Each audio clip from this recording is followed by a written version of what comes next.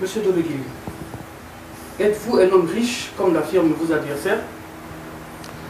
Ben vraiment, quand j'étais plus jeune, je rêvais que j'allais être riche dans ma vie.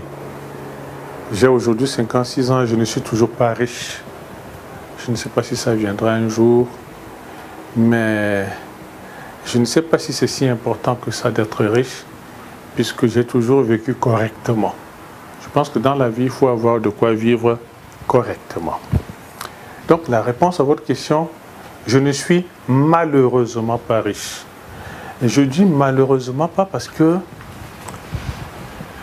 il faut que les Centrafricains aient envie d'être riches. Ce n'est pas un péché que d'être riche. Aucun pays ne peut se développer s'il n'a pas une classe moyenne, c'est-à-dire le maximum de gens qui possèdent un minimum.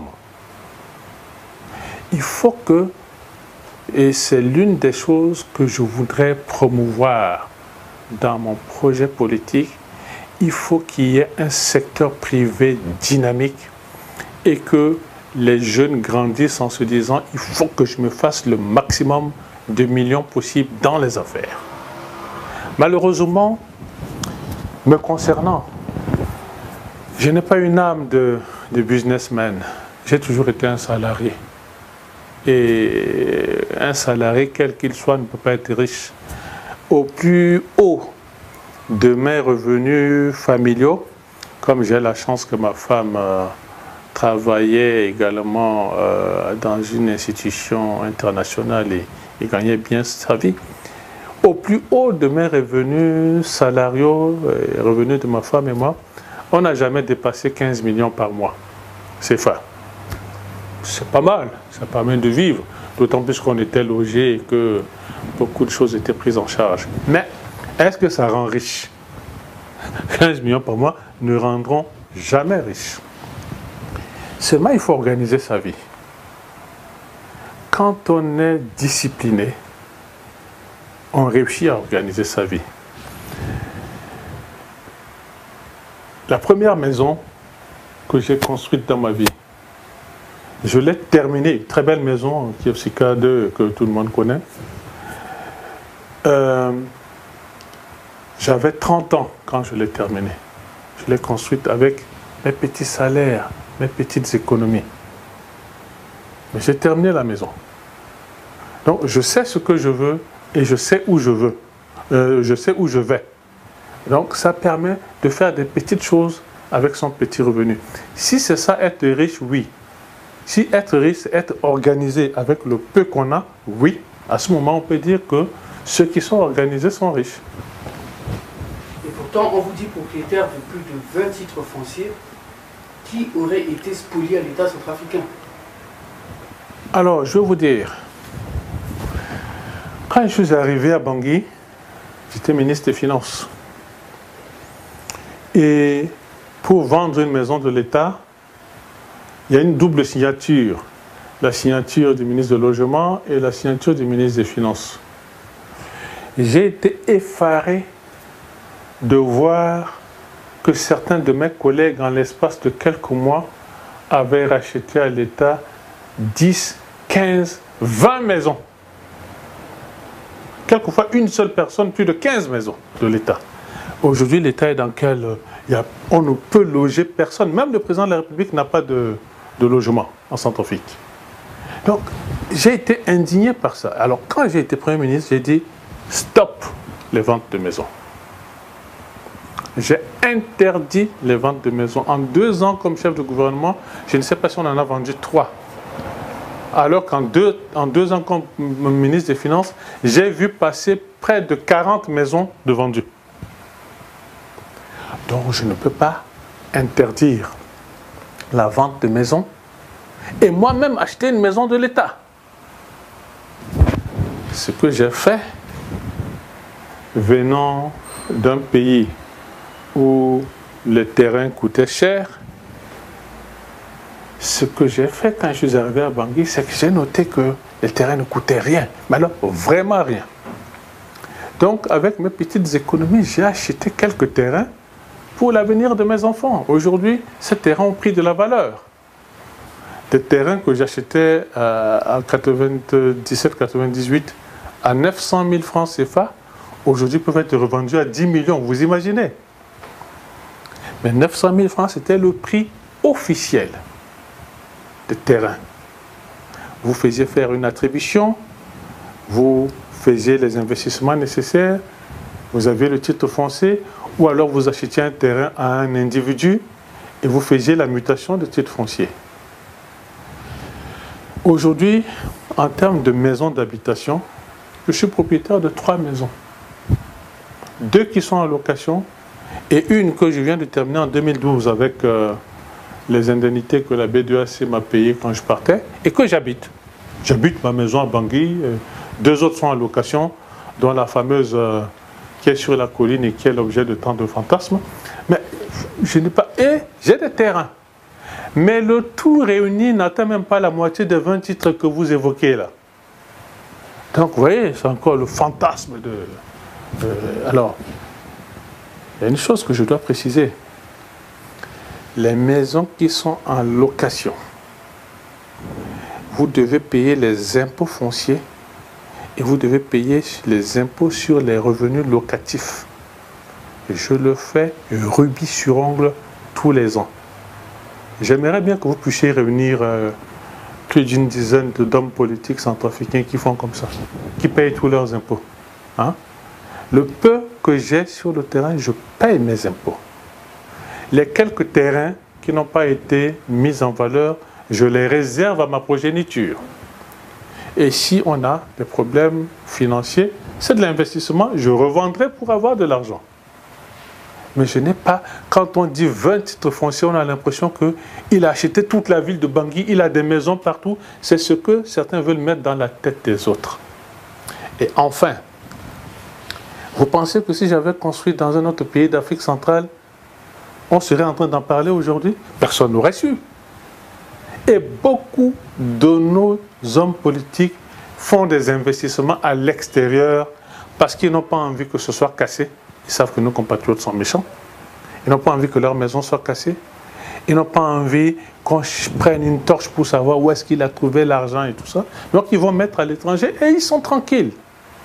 Alors nous autres qui aimons notre pays et qui mettons toutes nos économies et plus pour, on va s'endetter et tout, pour construire des belles petites maisons dans notre pays, on prend et on écoute des commentaires désobligeants de toute nature, ce qu'on appelle en sango le kotabé, teinté de beaucoup de méchanceté, c'est regrettable. Moi je conseille aux jeunes, parce que j'ai été surpris quand je regarde les prix des terrains aujourd'hui, de voir combien ça coûte. Demain ça sera 10 fois plus cher encore d'avoir des maisons. Ceux qui ont de l'argent, qu'ils investissent sur le terrain. Et que je crois que ce pays ira mieux un jour, ils auront l'opportunité de construire de belles maisons. J'ai noté que depuis cette fameuse maison sur la colline, beaucoup de jeunes ont essayé de faire mieux. Ça m'a fait plaisir. Je me suis dit, au moins j'aurais servi à quelque chose. Hein? Mais il y en a d'autres, au lieu de chercher à faire mieux, ou au moins à faire l'équivalent, ben c'est de la méchanceté, c'est n'importe quoi qui est sorti. Il faut que nous arrêtions, nous Centrafricains, avec ça. C'est ça qui nous amène dans ces problèmes récurrents-là. Vous dites que vous n'êtes pas riche. Et pourtant, vos adversaires affirment que vous êtes détenteur d'actions au sein de certaines sociétés, telles que Socasi, Socatraf et j'en passe. Actions que vous auriez obtenues en contrepartie des facilités d'impôts accordés au détriment de l'État. Qu'est-ce que vous en dites? Bien, j'en dis que ces détracteurs ont dû avoir des comptes rendus d'Assemblée générale des actionnaires de ces entreprises. Ils ont dû voir le nom de Dolo Guélé ou d'une éventuelle société appartenant à Dolo Guélé là-dedans. À ce moment, il faut qu'ils brandissent ces comptes rendus. Sinon, c'est de la diffamation. Ce que je sais, moi, c'est que je ne suis propriétaire ni actionnaire d'aucune société en Centrafrique. Vous savez, quand on est propriétaire d'une ou deux maisons, il faut avoir quelquefois une société civile immobilière. C'est plus facile pour la gestion et même pour l'héritage parce que toute la famille est déjà actionnaire dans cette SCI. Moi, je suis propriétaire d'une SCI pour gérer les quelques maisons que j'ai. Je ne suis pas actionnaire dans des entreprises de quelque nature en République centrafricaine. J'ai peut-être eu tort, parce que vous citez des entreprises qui, pour certaines, se portent bien. J'aurais pu faire comme ils disent là, et puis peut-être que j'aurais quelques dividendes aujourd'hui. Mais non, malheureusement, ce n'est pas le cas et ça ne rentre pas dans ma conception de la gestion des choses de l'État. Écoutez, la maison sur la colline est la maison de mes enfants. Il faut que les gens arrêtent leurs fantasmes, parce que là, on n'est plus en politique.